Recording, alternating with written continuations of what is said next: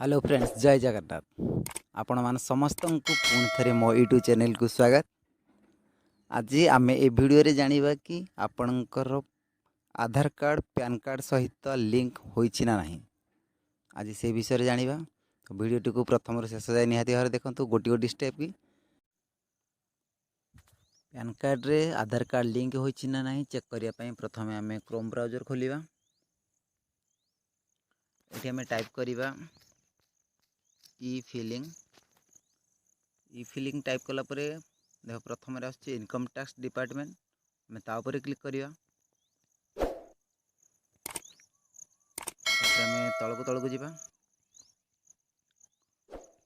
ये देखो अच्छी लिंक आधार स्टाटस। आम ताई ऊपर क्लिक करिया।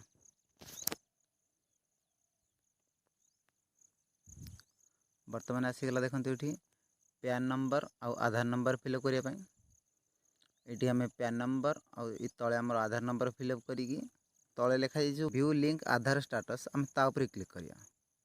वर्तमान आम पैन नंबर आउ आधार नंबर फिलअप करनबा। वर्तमान पैन नंबर आउ आधार नंबर फिलअप कला परे ये देखो लिखुची your PAN is already linked to given Aadhaar number. तो ये आमर पैन कार्ड सहित आधार कार्ड लिंक हो जाइए। जो मानकर लिंक हुए ना से जाकि लिंक करनी।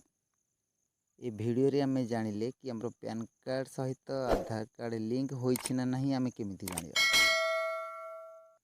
तो ये वीडियोटी जदि आपको भल लगी था लाइक करंतु